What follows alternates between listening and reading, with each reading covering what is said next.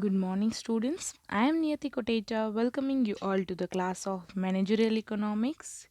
We are going to start part number 6 and we are continuing our topic of short run equilibrium of a firm in perfect competition.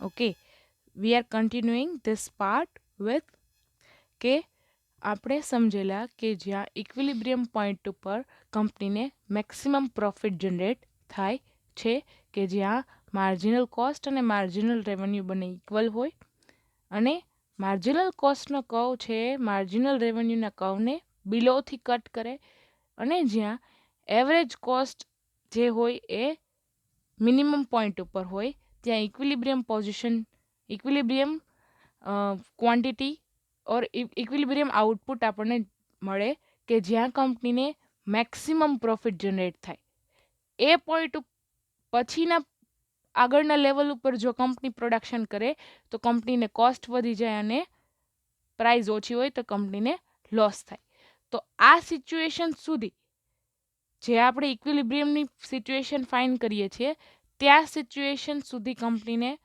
Profit થવો હોય તો થઈ જાય પછી જો આગળ મેક્સિમમ પ્રોફિટ જનરેટ થવો હોય થઈ જાય પછી જો આગળ કંપની પોતાનું પ્રોડક્શનનું લેવલ ઇન્ક્રીઝ કરે છે તો કંપનીની કોસ્ટ વધી જાય છે જે માર્કેટ પ્રાઇસ ચાલે છે એના કરતાં ઓકે તો આવી સિચ્યુએશન લોસમાં જાય છે ઓકે સો હવે આ સિચ્યુએશન તો સમજી લીધી કે જ્યાં ઇક્વિલિબ્રિયમ પોઈન્ટ છે ત્યાં કંપનીને મેક્સિમમ પ્રોફિટ જનરેટ થાય છે પણ હવે પ્રોફિટ કેટલો જનરેટ થાય છે અને જો લોસ જનરેટ થાય છે તો એ કેટલો જનરેટ થાય છે એના માટે ધેર આર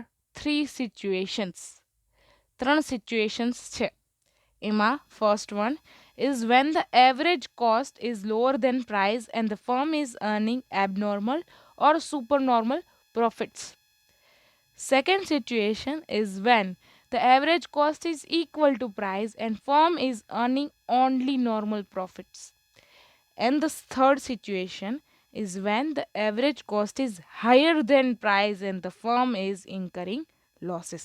તો આ ત્રણેય કન્ડિશન્સ છે એમાં કંપની ફર્સ્ટ કન્ડિશનમાં સુપર નોર્મલ પ્રોફિટ જનરેટ કરે છે સેકન્ડ કન્ડિશનમાં કંપની નોર્મલ પ્રોફિટ જનરેટ કરે છે અને થર્ડ કન્ડિશનમાં કંપની લોસ ઇન્કર કરે છે તો આવી ત્રણેય સિચ્યુએશનને સમજવા માટે અલગ અલગ કર્વ્સ છે અને એક્સપ્લેનેશન્સ છે ઓકે તો આપણે બંને ઉપરની બંને કન્ડિશન્સ શીખી ગયેલા છીએ કે જ્યાં when the average cost is lower than the price and firm is earning abnormal or supernormal profits એનો પણ આપણે કર્વ શીખેલો અને explanation શીખેલું in part number 4 and when the average cost is equal to price and the firm is earning only normal profit એ આપણે part number 5માં શીખેલું અને આજે આપણે topic start કરીએ છીએ when the average cost is higher than the price and the firm is incurring losses. તો આ બંને જે ત્રણેય કન્ડિશન છે એમાં અઝ્યુમ કરવાનું છે જો કંપનીને એવરેજ કોસ્ટ ઓછી આવતી હોય પ્રાઇસ કરતાં એવરેજ કોસ્ટ ઓછી આવતી હોય તો કંપનીને સુપર નોર્મલ પ્રોફિટ જનરેટ થાય સેકન્ડ સિચ્યુએશનમાં શું અઝ્યુમ કર્યું હતું કે જે એવરેજ કોસ્ટ ઇક્વલ થઈ જાય પ્રાઇસની સાથે એક એવો પોઈન્ટ મળે કે જ્યાં એવરેજ કોસ્ટ ઇક્વલ થઈ જાય પ્રાઇસની સાથે કે જ્યાં કંપનીને નોર્મલ પ્રોફિટ જનરેટ થાય અને હવે થર્ડ સિચ્યુએશન છે ત્યાં આપણે અઝ્યુમ કરવાનું છે કે જો કંપનીની કોસ્ટ છે પ્રાઇસ કરતાં વધી જાય તો કંપનીને કેવી રીતે લોસ થાય okay so let us start this part with when the average cost is higher than the price and the firm is incurring losses. Perfect competition માં મેં કીધું તું એમ કે કોઈ પણ ફર્મ હોય પરફેક્ટ કોમ્પિટિશનમાં તો પરફેક્ટ કોમ્પિટિશનનો રૂલ શું છે કે જ્યાં large number of sellers are available and those sellers are also selling the homogeneous products કે આપણે જે Bing in the firm in the perfect competition આપણે ફર્મ છીએ પરફેક્ટ કોમ્પિટિશનમાં તો આપણા જેવી અલગ અલગ બીજી બધી કંપનીઝ પણ આપણા જેવી પ્રોડક્ટ સેલ કરે છે માર્કેટમાં તો એને કહેવાય પરફેક્ટ કોમ્પિટિશન કે જ્યાં માર્કેટમાં પ્રાઇસ ચાલતી હોય એ જ સેલર હોય એને એક્સેપ્ટ કરવી પડે કારણ કે જો કોઈ પણ સેલર માર્કેટ પ્રાઇસ કરતાં વધારે પ્રાઇસ રાખે એ પ્રોડક્ટની, તો ઓફકોર્સ છે કે કસ્ટમર બીજા સેલર પાસેથી એ જ પ્રોડક્ટ લઈ લે. ઓકે, જો કંપની માર્કેટ પ્રાઇસ કરતાં ઓછી પ્રાઇસ રાખે એક પ્રોડક્ટની, તો કંપનીને લોસ થવાનો જ છે, કારણ કે જો માર્કેટ પ્રાઇસ ચાલતી હોય એના કરતાં ઓછી પ્રાઇસ રાખે તો કંપનીને લોસ થાય. ઓકે, તો કંપનીને, જે કોઈ કંપની હોય એ પરફેક્ટ કોમ્પિટિશનમાં હોય, બીજી બધી ફર્મ્સ સાથે પરફેક્ટ કોમ્પિટિશનમાં હોય, અને કંપની એવી પ્રોડક્ટ સેલ કરતી હોય કે જે બીજા બધા large number of sellers are available to sell. બીજા આપણા જેવી ઘણી બધી ફર્મ્સ અવેલેબલ છે જે આવી પ્રોડક્ટ સેલ કરે છે આપણા જેવી જ. ઓકે, તો જ્યારે કંપની પરફેક્ટ કોમ્પિટિશનમાં હોય ત્યારે તેને જે માર્કેટમાં પ્રાઇસ ચાલતી હોય એ એક્સેપ્ટ કરવી પડે. તે માર્કેટમાં જે પ્રાઇસ ચાલતી હોય એનાથી વધારી પણ ના શકે. જો વધારે તો કસ્ટમર બીજેથી પ્રોડક્ટ લઈ લે, અને જો ઘટાડે તો કંપનીને લોસ થાય. તો આવી સિચ્યુએશનમાં જે કોઈ કંપની હોય એ પરફેક્ટ કોમ્પિટિશનમાં જો હોય તો એને આવી માર્કેટ પ્રાઇસ એક્સેપ્ટ કરવી પડે. Okay, so here this is the curve of when the average cost is higher than the price and the firm is incurring losses. તો આ કર્વ છે average cost higher than the price and firm is incurring losses એનો છે. Third સિચ્યુએશનનો કહો કે જ્યાં x axis ઉપર output આપેલું છે, વાય એક્સિસ ઉપર પ્રાઇસ એન્ડ કોસ્ટ આપેલા છે, અને હવે here the average cost is higher than the price O A. હવે કંપનીની જે પ્રાઇસ છે એ ઓ એ સેટ કરેલી છે. ઓકે, માર્કેટમાં જે પ્રાઇસ ચાલે છે એ ઓ એ સુધીની છે, તો કંપનીને પણ એ પ્રાઇસ એક્સેપ્ટ કરવી પડે, અને પ્રાઇસ કોન્સ્ટન્ટ રહે through out the scale of production. જો કંપની પ્રાઇસ ઇન્ક્રીઝ કરે તો કસ્ટમર બીજે જતો રહે, અને જો પ્રાઇસ ઓછી કરે તો કંપનીને હજી લોસ વધારે થાય. Okay, that's Y price curve is horizontal straight line. Price curve કયો કે એવરેજ રેવન્યુ કર્વ કયો કે માર્જિનલ રેવન્યુ કર્વ કયો, પ્રાઇસ કોન્સ્ટન્ટ છે એના લીધે એવરેજ રેવન્યુ પણ કોન્સ્ટન્ટ છે અને માર્જિનલ રેવન્યુ પણ કોન્સ્ટન્ટ છે. એ લોજિક આપણે પાર્ટ નંબર 4માં શીખેલા કે એવું શા માટે થાય છે. Okay, because of price is constant, average revenue is also constant and marginal revenue is also constant throughout the any scale of the production.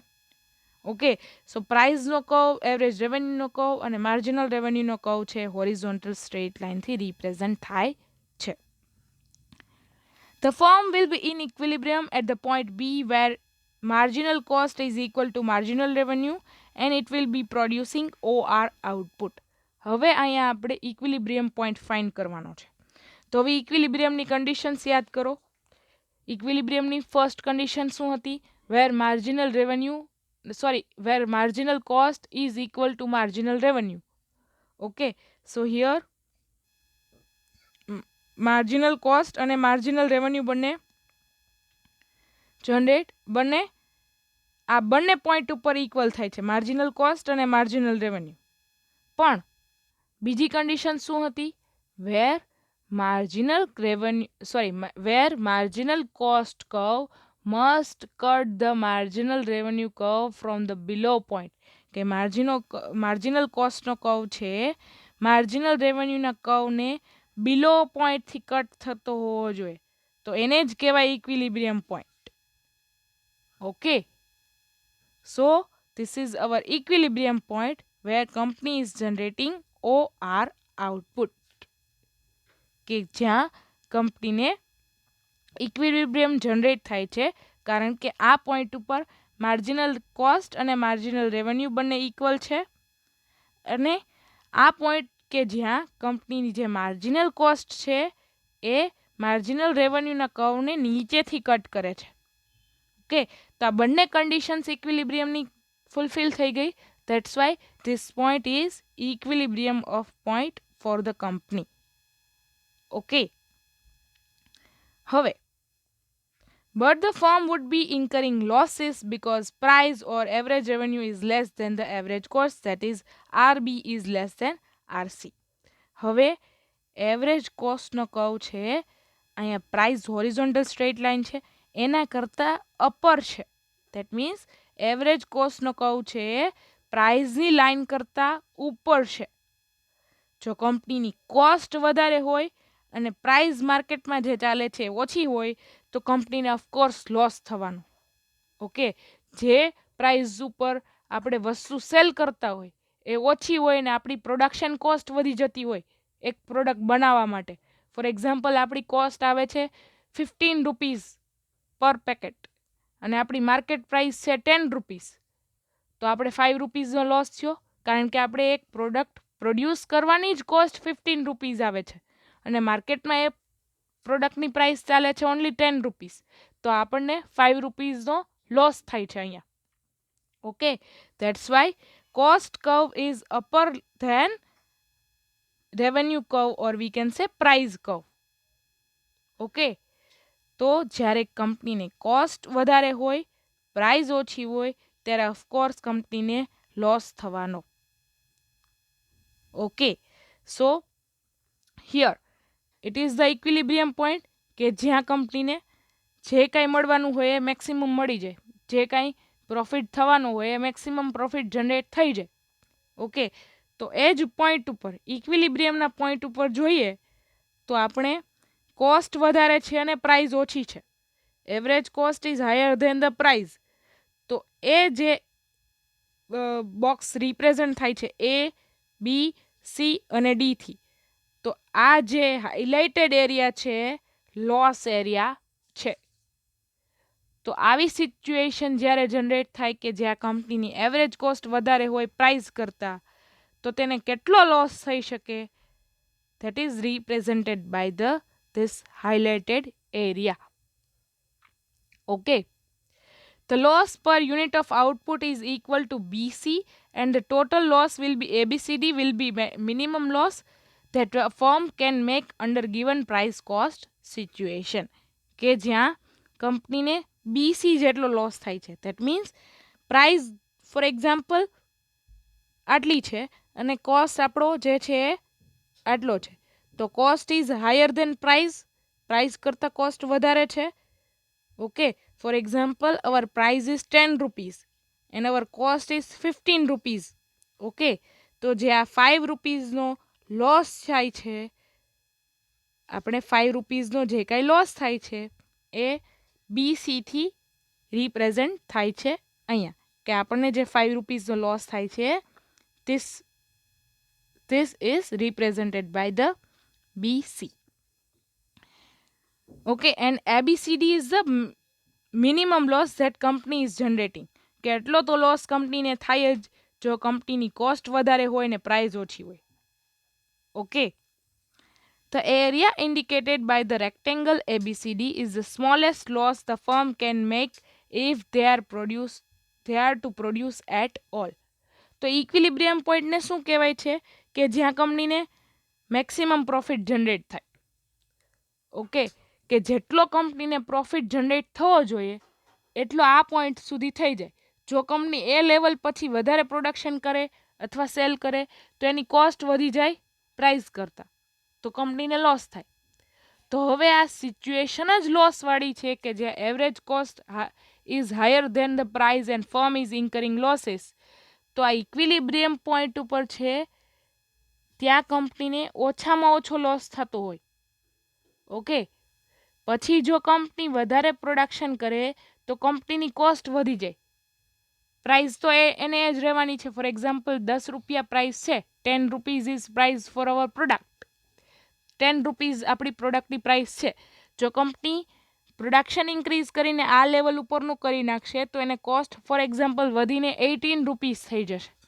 પહેલાં આ ઇક્વિલિબ્રિયમ પોઈન્ટ ઉપર 15 રૂપીઝની કોસ્ટ હતી, હવે ફોર એક્ઝામ્પલ 18 રૂપીઝની થઈ ગઈ, તો કંપનીને જે ટોટલ લોસ થાય છે એ 8 રૂપીઝનો થાય છે, જે લોસ પણ વધી જાય છે. ઓકે, જેમ કંપની ઓછો લોસ કરે એમ કંપની માટે બેનિફિટ રહી. ઓકે, તો આ પોઈન્ટ એવો છે કે જ્યાં કંપનીને ઓછામાં ઓછો લોસ થાય છે. ઇક્વિલિબ્રિયમ પોઈન્ટ જ્યાં કંપનીને પ્રોફિટ તો ભલે જનરેટ નથી થતો, પણ જે લોસ થાય છે એ ઓછામાં ઓછો લોસ થાય છે. ઓકે, કંપનીને ઓછામાં ઓછો લોસ થાય એ સારી સિચ્યુએશન કહેવાય રાધર દેન વધારે લોસ થાય. Since we assume that all firms are working under the same cost conditions and all will be in equilibrium at point B, producing OR output, and everyone will be making loss equal to ABCD. હવે જો આપણને price કરતાં cost વધી જતી હોય તો એવી જ રીતે ઇન્ડસ્ટ્રીમાં અલગ અલગ બીજી બધી ફર્મ્સ હોય એ આપણા જેવી પ્રોડક્ટ સેલ કરતી હોય. ઓકે, અને એની માર્કેટ પ્રાઇસ બધાએ સેમ રાખી હોય 10 રૂપીસ ફોર એક્ઝામ્પલ કોઈ પણ પ્રોડક્ટની પ્રાઇસ. હવે બધી કંપનીને કોસ્ટ તો સેમ જ આવવાનો, કારણ કે આપણા જેવી જ પ્રોડક્ટ બનાવવાની જે કોસ્ટ છે પ્રોડક્શન કોસ્ટ એ બધી કંપનીને સરખી જ આવતી હોય. તો ઓબ્વિયસ છે કે જો આપણને એક પ્રોડક્ટ પ્રોડ્યુસ કરવાની પ્રોડક્શન કોસ્ટ વધારે આવતી હોય પ્રાઇસ કરતાં, તો એવું જ બીજી કંપની સાથે થતું હશે, કારણ કે બીજી કંપનીએ પણ માર્કેટ પ્રાઇસ એક્સેપ્ટ કરી હશે જે ચાલતી હશે 10 રૂપીસ, અને એ આપણા જેવી જ પ્રોડક્ટ પ્રોડ્યુસ કરે છે. તો આપણા જેવી જ પ્રોડક્ટ પ્રોડ્યુસ કરવાનો કોસ્ટ એને પણ આપણા જેટલો જ આવે. ઓકે, જો ફોર એક્ઝામ્પલ આપણે પ્રોડક્શન કોસ્ટ 15 રૂપીસ આવતો હોય એક પ્રોડક્ટ બનાવવા માટેનો આપણા જેવી જ, તો આપણા જેવી જ પ્રોડક્ટ બનાવવાનો બીજા સેલરને પણ 15 રૂપીસ કોસ્ટ આવતો હોય. તો જેટલા ફર્મ અવેલેબલ છે માર્કેટમાં એ બધાને ક્યાંક ને ક્યાંક લોસ થતો હોય આવી પ્રોડક્ટ સેલ કરવાથી, કારણ કે પ્રાઇસ ઓછી છે. હવે અહીંયા પ્રાઇસ કેમ ઓછી છે? બધા સેલર્સ મળીને પ્રાઇસ વધારે રાખી શકે ને? એવું ના બને, કારણ કે આવી સિચ્યુએશન ત્યારે જ જનરેટ થાય કે જ્યારે માર્કેટમાં પ્રાઇસ શા માટે ઓછી છે?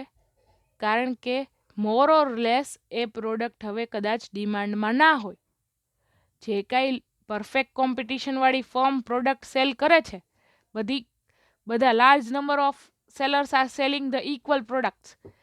તો હવે આ બધા સેલર્સ એક પ્રોડક્ટ સેલ કરે છે, એ પ્રોડક્ટની હવે બની શકે કે ડિમાન્ડ ધીમે ધીમે ઓછી થતી હોય, અને જો ડિમાન્ડ ઓછી થાય તો પ્રાઇસ પણ ઓછી થાય. ઓકે, સો જેમ જેમ કોઈ પ્રોડક્ટની ડિમાન્ડ ઓછી થતી જાય તો એ પ્રોડક્ટની વેલ્યુ પણ ઓછી થતી જાય, એના માટે પ્રોડક્ટની પ્રાઇસ પણ ઓછી થતી જાય. ઓકે, ધેટ્સ વાય બધાને સેમ રાખવી પડે પ્રાઇસ 10 રૂપીસ, ભલે ને પણ એનાથી કોસ્ટ આપણને વધારે આવતો હોય. ઓકે, કારણ કે હવે પ્રોડક્ટ ડિમાન્ડમાં જ નથી. Thus, while all the firms in the industry will be in a short-run equilibrium, but the industry will not be in equilibrium since there will be a tendency on the part of existing firm to quit the industry.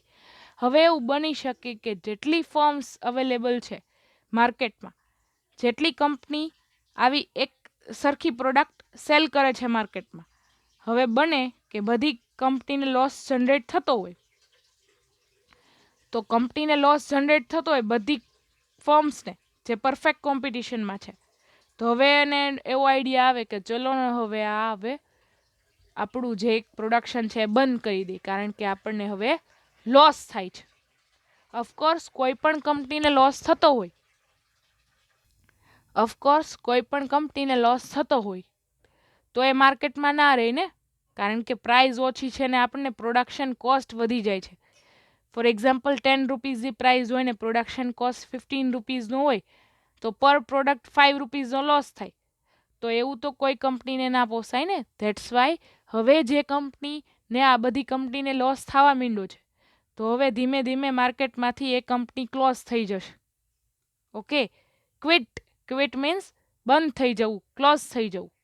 હવે આજે perfect કોમ્પિટિશનમાં માર્કેટમાં જેટલી firms available છે ને જો loss generate થવા માંડે, તો ધીમે ધીમે આવી ફર્મ્સ ધીમે ધીમે ક્લોઝ થવા માંડે. Of course no one can bear the loss. Okay, the question now is, does it pay for a firm which is incurring losses to stay in the industry? જો કંપની માર્કેટમાં રહે અને પ્રોડક્ટ સેલ કરે તો શું એને લોસ બેર થઈ શકે? ઓકે, ફોર એક્ઝામ્પલ 10 રૂપીઝની પ્રાઇસ હોય ને 15 રૂપીઝનો પ્રોડક્શન કોસ્ટ થઈ જતો હોય, તો જો આવી કંપની કન્ટિન્યુ કરે છે અને પ્રોડક્ટ સેલ કરે જ છે, ભલે ને લોસ થાય તો પણ પ્રોડક્ટ સેલ કરે છે. તો આવી કંપની જે હોય એ માર્કેટમાં રહેશે કે નહીં? તો in the short run, if they cannot leave the industry, why they do not at least close down, that is stop producing when they are incurring losses? ઘણી કંપની એવી હોય કે લોસ જનરેટ કરતી હોય તો પણ ચાલુ હોય. શું કામ એને? શા માટે? The reason for this, as we have said earlier, that is in short run, is a period during which firms cannot alter their fixed capital equipment. હવે આપણે શોર્ટ રનની ડેફિનેશન સમજેલી હતી. એમાં શું હતું કે કંપની જો પ્રોડક્શન ઇન્ક્રીઝ કરે તો એને નવા મશીનની કે નવા ફેક્ટરીની રિક્વાયરમેન્ટ નથી શોર્ટ રનના ટાઈમ પીરિયડમાં, કારણ કે ઓલરેડી કંપની પાસે ફેક્ટરી અવેલેબલ છે, ઓલરેડી કંપની પાસે મશીનરી અવેલેબલ છે. જો ખાલી એને પ્રોડક્શન ઇન્ક્રીઝ કરવું છે તો એડિશનલ રો મટીરિયલ ને એડિશનલ લેબરથી એ કરી શકે. નવી મશીનરીની કે નવા ફેક્ટરીની જરૂર નથી શોર્ટ રનમાં. ઓકે, તો અહીંયા પણ એ જ રીઝન છે કે કંપનીને નવી ફેક્ટરીની કે નવા મશીનરીની જરૂર નથી. તો એ ફિક્સ જે ઇન્વેસ્ટમેન્ટ કરેલું છે કંપનીએ ફેક્ટરી બિલ્ડિંગનું કે મશીનરી લેવાનું, એ તો ક્યાંક ને ક્યાંક કાઢવું ને. Therefore, if the firms close down in the production, even they will have to bear fixed cost in the short run. Only variable cost can be avoided by stopping production in the short run. For example, કંપનીને loss થાય છે અને company બંધ થઈ જાય છે, product cell કરતી બંધ થઈ જાય છે. તો હવે એને જે ફેક્ટરી લીધેલી છે, કદાચ એ લોન ઉપર લીધેલી હોય તો એ લોનના ઇન્સ્ટોલમેન્ટ પે કરવા પડતા હોય તો એ કોસ્ટ ચાલુ રહેવાનો. કદાચ આવી ફેક્ટરી રેન્ટ ઉપર હોય, બની શકે ને કે ફેક્ટરી રેન્ટ ઉપર હોય તો એને રેન્ટ તો પે કરવું જ પડે. ઓકે, ટેમ્પરરી શટડાઉન થાય, ક્લોઝ ડાઉન થાય તો હવે ફેક્ટરી રેન્ટ ઉપર લીધેલી છે, રેન્ટનો તો પે કરવો જ પડે. કંપનીને એમ હોય કે જ્યારે માર્કેટ પ્રાઇસ વધશે, જ્યારે પાછી આ ડિમાન્ડ વધશે આ પ્રોડક્ટની, ત્યારે ઓફકોર્સ પ્રાઇસ વધવાની, ત્યારે આપણે બિઝનેસ કરીશું. અત્યારે ટેમ્પરરી શટડાઉન કરી નાખો બિઝનેસને. કોવિડની સિચ્યુએશન આવી ત્યારે ઘણી વસ્તુના ભાવ ઘટી ગયા હતા. ઓકે, કારણ કે ડિમાન્ડ ઘટી ગઈ હતી. જો ડિમાન્ડ ઘટી જાય અને પ્રાઇસ પણ ઘટી જાય તો કંપનીને જે આવી પરફેક્ટ કોમ્પિટિશનવાળી કંપની હોય, જો એની પ્રાઇસ ઘટી જાય તો આવી કંપનીને લોસ થાય, કારણ કે ક્યાંક ને ક્યાંક આવી કંપનીનો કોસ્ટ વધી જતો હોય પ્રાઇસ કરતાં. તો શોર્ટ ટાઈમ માટે આવી કંપની ક્લોઝ ડાઉન થઈ જાય. ઓકે, શોર્ટ ટાઈમ માટે આવી કંપની જો ક્લોઝ ડાઉન થઈ જાય કે પ્રોડક્ટ સેલ કરતી બંધ થઈ જાય થોડા પીરિયડ માટે, તો પણ કંપની જે ફેક્ટરીનું ભાડું ચૂકવે છે એ તો ચૂકવવું જ પડે. તો પણ કંપનીને એ ફેક્ટરી જો ફોર એક્ઝામ્પલ લોન ઉપર લીધેલી હોય તો એના ઈએમઆઈ જે કંઈ હોય, એના ઇન્સ્ટોલમેન્ટ હોય, એ તો પે કરવા જ પડે મંથલી. ઓકે, તો બેટર છે કે આવી ફર્મ ચાલુ રહે અને ભલે લોસમાં ચાલુ રહે તો એટલીસ્ટ થોડાક તો કોસ્ટ કવર થાય. In other words, if the firm stops production in the short run, it can avoid only variable cost. મેં કીધું કે જો કોઈ કંપની શોર્ટ રન માટે ક્લોઝ ડાઉન થઈ જાય છે, થોડા પીરિયડ માટે ક્લોઝ ડાઉન થઈ જાય છે, કારણ કે પ્રાઇસ ઓછી છે અને કંપનીને કોસ્ટ વધારે આવે છે, તો કંપની રાહ જોવે કે માર્કેટમાં પ્રાઇસ વધે અને આપણે આ પ્રોડક્ટ સેલ કરીએ. તો ત્યાં સુધી જો કંપની બંધ થાય છે, ઓકે, તો ત્યાં સુધી કંપનીને રો મટીરિયલ નહીં જોઈ પ્રોડક્ટ બનાવવા માટે, કારણ કે હવે કંપની ટેમ્પરરી ક્લોઝ ડાઉન થઈ ગઈ છે. તો એને હવે રો મટીરિયલ નહીં જોઈએ પ્રોડક્ટ બનાવવા માટે, એને લેબર્સ નહીં જોઈએ પ્રોડક્ટ બનાવવા માટે, તો એ વેરિયેબલ કોસ્ટને અવોઇડ કરી શકશે. ધેટ મીન્સ કંપનીને જે આવા રો મટીરિયલ અને લેબરના કોસ્ટ થતા હોય એ નહીં થાય, પણ કંપનીના જે ફિક્સ કોસ્ટ હોય કે એને મશીનરી લીધેલી હોય એને ટાઈમ ટુ ટાઈમ મેન્ટેનન્સ કરાવવાનું હોય, પછી મશીનરી પણ રેન્ટ ઉપર હોય તો એનું રેન્ટ પે કરવું પડતું હોય, factory building for example rent rent ઉપર હોય તો એ રેન્ટ પે કરવું પડતું હોય, અથવા લોન ઉપર હોય તો એના ઇન્સ્ટોલમેન્ટ પે કરવા પડતા હોય. તો એ બધા ફિક્સ કોસ્ટ તો ચાલુ જ રહેવાના. હા, રો મટીરિયલનો કોસ્ટ ન આવે, લેબરનો કોસ્ટ ન આવે, પણ ઇન્સ્ટોલમેન્ટ પે કરવા પડે છે, રેન્ટ પે કરવું પડે છે, એનો કોસ્ટ તો કંપનીને થવાનો જ. So fix cost will have to be borne by it in the short run whether producing or not. મેં કીધું એમ કે ફેક્ટરી બિલ્ડિંગ જો ઇન્સ્ટોલમેન્ટ ઉપર હોય, લોનના ઇન્સ્ટોલમેન્ટ, તો એ તો કંપનીને પે કરવા જ પડે. ભલે ને કંપની એ ફેક્ટરીમાં પ્રોડક્શન ટેમ્પરરી શોર્ટ રન માટે બંધ કરી દીધેલું હોય તો પણ એ ફેક્ટરીને તો રાખવી ને. તો એ ફેક્ટરીનું જે કાંઈ ઇન્સ્ટોલમેન્ટ આવે એ તો કંપનીને બેર કરવું જ પડશે, એ તો કંપનીને પે કરવું જ પડશે, જે ફિક્સ કોસ્ટ છે. ફિક્સ મંથલી ઈએમઆઈ ભરવાના હોય એ ફિક્સ કોસ્ટ છે. Okay, therefore if in a short run firm can earn revenue which covers the whole of the variable cost and part of the fixed cost, it will be a quite rational for it to continue production, since stopping production under such circumstances will mean greater losses. તો આ sentence એવું કહેવા માગે છે, આ last જે para છે એ એવું કહેવા માગે છે કે જો કંપનીને લોસ થતો હોય તો હવે ક્વેશ્ચન એ છે કે કંપનીને માર્કેટમાં પ્રોડક્ટ હવે સેલ કરવી કે ટેમ્પરરી ક્લોઝ ડાઉન કરવું, શું કરવું જોઈએ ફર્મને. તો અહીં એવું કહેવા માંગે છે કે જો કંપની લોસમાં તો લોસમાં એનો બિઝનેસ ચાલુ રાખે છે તો કંપનીને ક્યાંક ને ક્યાંક થોડાક કોસ્ટ કવર થાય છે. ફોર એક્ઝામ્પલ 10 રૂપીઝની પ્રોડક્ટ છે ને આપણું પ્રોડક્શન કોસ્ટ 15 રૂપીઝ આવે છે, તો આપણને જે લોસ થાય છે એ ઓનલી 5 રૂપીઝનો જ થાય છે. ઓકે, જો કંપની પોતાનું પ્રોડક્શન સ્ટોપ કરી દે તો કંપનીને જે ઇન્સ્ટોલમેન્ટ ભરવા પડે છે, જો કંપનીને રેન્ટ અથવા પે કરવું પડે છે, જો કંપનીને મશીનરીનું જે કાંઈ ટાઈમ ટુ ટાઈમ મેન્ટેનન્સ કરવું પડે છે, એના જે કોસ્ટ થાય છે ફિક્સ કોસ્ટ, એ તો બેર કરવા જ પડે. અને એ આઈ થિંક એ વધારે હોય એના કરતાં જો આપણે સેલ કરીએ, પ્રોડક્ટ સેલ કરવાનું ચાલુ રાખીએ તો આપણને લોસ ક્યાંક ને ક્યાંક ઓછો થાય. હા, લોસ થાય છે કંપનીને, 5 રૂપીઝનો પર પ્રોડક્ટ લોસ થાય છે, પણ એ લોસ ઓછો છે. જો આપણે પ્રોડક્શન સાવ સ્ટોપ જ કરી નાખીએ તો બીજા બધા જે કોસ્ટ છે એ તો ચાલુ જ રહેવાના છે, ફિક્સ કોસ્ટ, ઇન્સ્ટોલમેન્ટ પે કરવા પડશે, રેન્ટ પે કરવા પડશે, તો એ તો ક્યાંક ને ક્યાંક લોસ જ છે. કારણ કે આપણે જો સેલ્સ બંધ કરી દઈએ તો આપણી ઇન્કમ બંધ થઈ જાય, અને જે કાંઈ આપણે કોસ્ટ પે કરવાના છે, ફિક્સ કોસ્ટ, ઇન્સ્ટોલમેન્ટ પે કરવાના છે એ તો કરવાના જ છે, તો એ વધી જશે ને લોસ આપણો.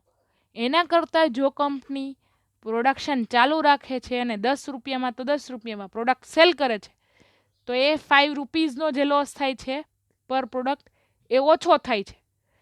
કારણ કે કંપનીની સામે ઇન્કમ તો ચાલુ જ છે, 10 રૂપીઝ તો 10 રૂપીઝ ઇન્કમ તો કંપનીને ચાલુ જ છે. જો કંપની ક્લોઝ થઈ જશે તો એ જે 10 રૂપીઝની ઇન્કમ હતી એ પણ બંધ થઈ જશે.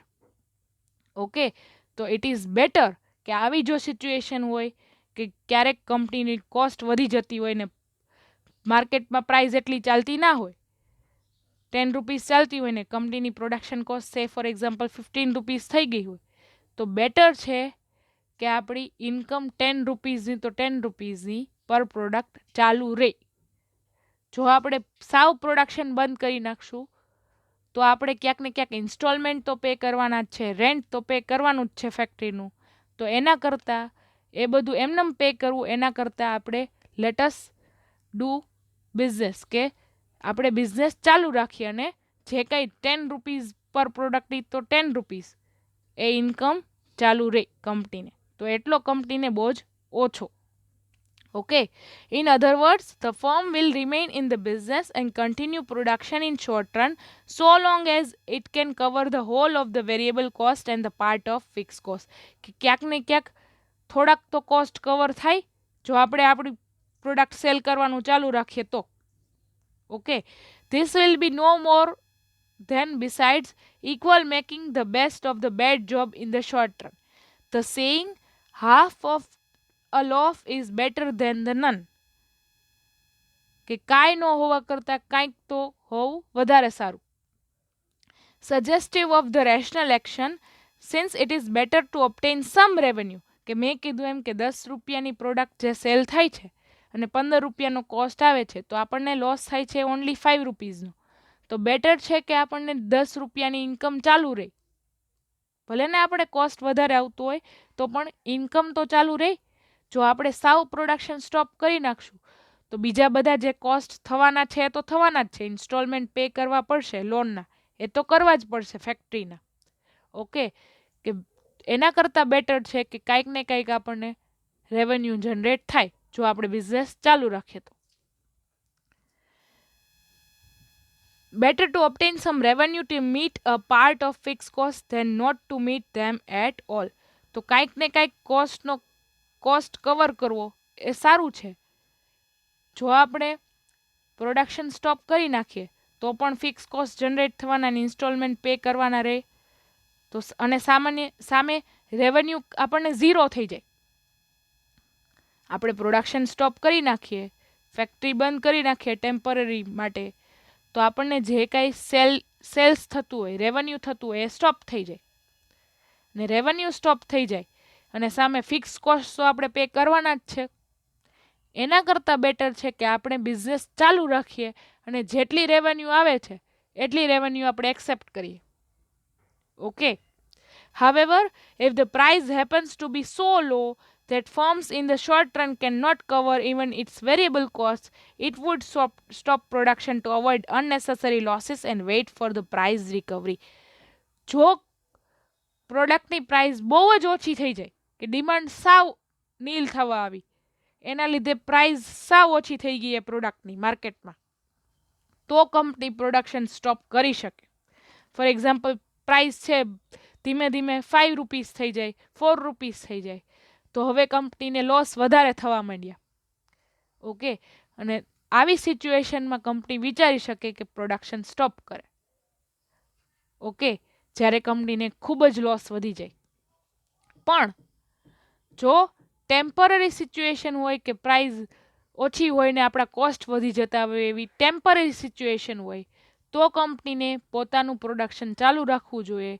કારણ કે જો પોતે સેલ નહીં કરે પ્રોડક્ટ તો એ રેવન્યુ ઓછું થઈ જવાનું, એ રેવન્યુ બંધ થઈ જવાનું. એ જે ઇન્કમ, એ જે કંપની સેલ કરતી હોય એનાથી ઇન્કમ જનરેટ થતી હોય એ સ્ટોપ થઈ જવાની જો પ્રોડક્શન સ્ટોપ કરી નાખે કંપની તો. અને ઇન્કમ સ્ટોપ થઈ જાય ને સામે જે કાંઈ કોસ્ટ થતા હોય એ તો થવાના જ છે. એના કરતાં બેટર છે કે કાંઈક ને કાંઈક કંપનીને ઇન્કમ જનરેટ થાય. Okay, that's Y short run માટે, ફોર એક્ઝામ્પલ 10 રૂપીઝની પ્રોડક્ટ હોય ને 15 રૂપીઝનો કોસ્ટ આવતો હોય, તો શોર્ટ રન માટે કંપનીને આવો બિઝનેસ ચાલુ રાખવો વધારે બેનિફિશિયલ રહેશે. કારણ કે 10 રૂપીઝ જેટલો તો કોસ્ટ કવર થઈ જાય છે આપણો. ઓકે, તો it's better to run a business કે જ્યાં કંપનીને એક એવો ઇક્વિલિબ્રિયમ પોઈન્ટ ફાઇન્ડ કરીએ કે એક એવું પ્રોડક્શન કરીએ કે જ્યાં કંપનીને, હા, બધી સિચ્યુએશનમાં લોસ તો જનરેટ થવાનો જ છે કારણ કે કોસ્ટ વધારે છે પ્રાઇસ કરતાં. ઓકે, બધી સિચ્યુએશનમાં કંપનીને લોસ થવાનો છે. ફોર એક્ઝામ્પલ, આ સિચ્યુએશન હોય, આ લેવલનું પ્રોડક્શન કંપની કરતી હોય, તો ત્યાં પ્રોડક્ટની પ્રાઇસ આટલી છે અને કોસ્ટ આટલી છે, તો ઓફકોર્સ કોસ્ટ વધારે છે, કોસ્ટનું માર્જિન વધારે છે.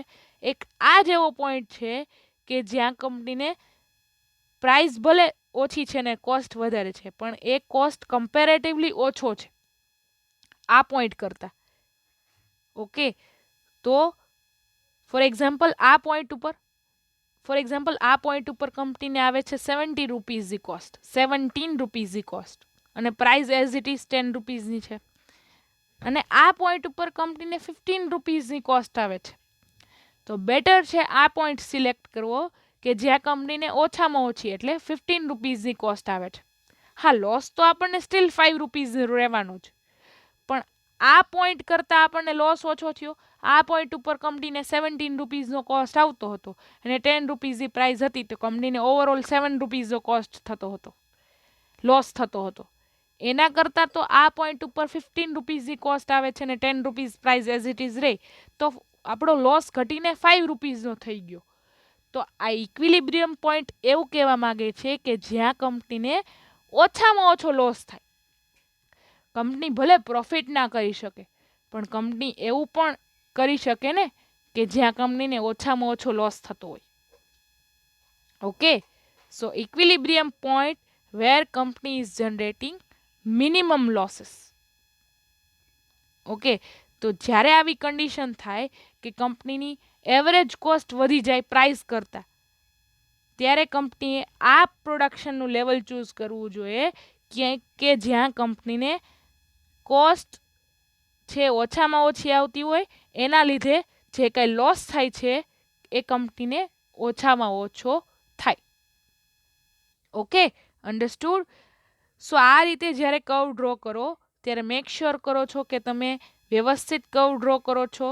Marginal cost curve is right shape curve, અને મેક શ્યોર કરો છો કે અહીંયા જે પ્રાઇસ છે એના કરતાં તમે એવરેજ કોસ્ટ છે અપર લાઇનમાં ડ્રો કરો, ઉપર ડ્રો કરો. પ્રાઇસ કરતાં એવરેજ કોસ્ટ વધારે છે, that's why you have to draw the average cost curve upper the price cost curve.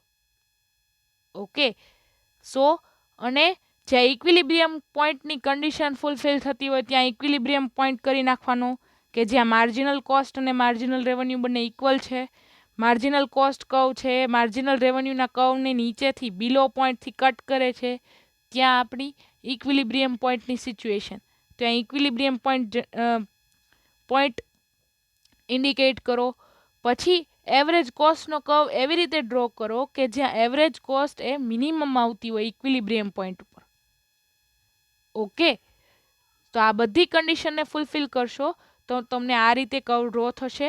અને મેક શ્યોર કરો છો કે જે આ પ્રાઇસ કરતાં કોસ્ટ ઓછી પ્રાઇસ કરતાં કોસ્ટ વધારે છે આ પોઈન્ટ ઉપર, કે જ્યાં ઇક્વિલિબ્રિયમ પોઈન્ટ છે, તો ઇક્વિલિબ્રિયમ પોઈન્ટ ઉપરની પ્રાઇસ અને ઇક્વિલિબ્રિયમ પોઈન્ટ ઉપરનો જે કોસ્ટ છે એ તમે ઇન્ડિકેટ કરીને હાઇલાઇટ કરો કે કંપનીને એટલો લોસ જનરેટ થાય છે. તો આ બધું તમારે હાઇલાઇટ કરવાનું રહેશે, અને સ્પેશિયલી ધ લોસની સિચ્યુએશન. અને ઇક્વિલિબ્રિયમ પોઈન્ટથી સ્ટાર્ટ કરીને ઇનિશિયલ લેવલ સુધી લોસ તમારે ઇન્ડિકેટ કરવાનો રહેશે. ઓકે, કંપનીને ઓછામાં ઓછો લોસ એટલો થઈ શકે. જો કંપની એનાથી વધારે પ્રોડક્શન કરે તો કોસ્ટ વધી જાય. જો કંપની આ પોઈન્ટ કરતાં ઓછું પ્રોડક્શન પણ કરે તો પણ એનો કોસ્ટ વધી જાય. આ એક જ એવો પોઈન્ટ છે કે જ્યાં કંપનીને ઓછામાં ઓછી કોસ્ટ આવે છે, તો તેને ઓછામાં ઓછો લોસ બેર કરવો પડે છે આ પોઈન્ટ ઉપર. ઓકે, સો કર્વ વ્યવસ્થિત ડ્રો કરો તો તમને આ લોસની સિચ્યુએશન વધારે તમે ઇન્ડિકેટ કરી શકો કે જ્યાં પ્રાઇસ કરતાં એવરેજ કોસ્ટનો કર્વ છે વધારે છે. વ્યવસ્થિત ડ્રો કરવાના કર્વ. જો તમારે કર્વ ડ્રો કરવામાં ભૂલ થશે તો તમે લોસની સિચ્યુએશન દર્શાવી શકશો નહીં, તો તમારો આખો કર્વ ખોટો પડશે. ઓકે, સો જે કાંઈ અહીંયા લખ્યું હોય કે average cost is higher than price, તો પ્રાઇસ કરતાં એવરેજ કોસ્ટનો કર્વ છે ઉપર હોવો જોઈએ. Understood? Okay, so I would like to end up this session with motivation, that is, there are no limits what you can accomplish except the limits you place on your thinking. તમે ગમે તે achieve કરી શકો જો તમારી thinking big હોય તો. Okay, સો જ્યારે પણ ક્વેશ્ચન તમને પૂછાય explain the short run equilibrium of a firm in perfect competition, તો આ ત્રણેય કન્ડિશન્સ એક્સપ્લેન કરવાની, ત્રણેય કન્ડિશન્સના કર્વ ડ્રો કરવાના અને એક્સપ્લેનેશન આપવાનું. 3 કન્ડિશન્સ પહેલાં લખવાની, પછી ત્રણેય કન્ડિશન્સના એક પછી એક કર્વ્સ ડ્રો કરવાના, અને એ કર્વ પછી જે કાંઈ એક્સપ્લેનેશન આવતું હોય એ એક્સપ્લેનેશન લખવાનું. Okay, I think this all curves is clear to all. Thank you so much, students. Have a nice day.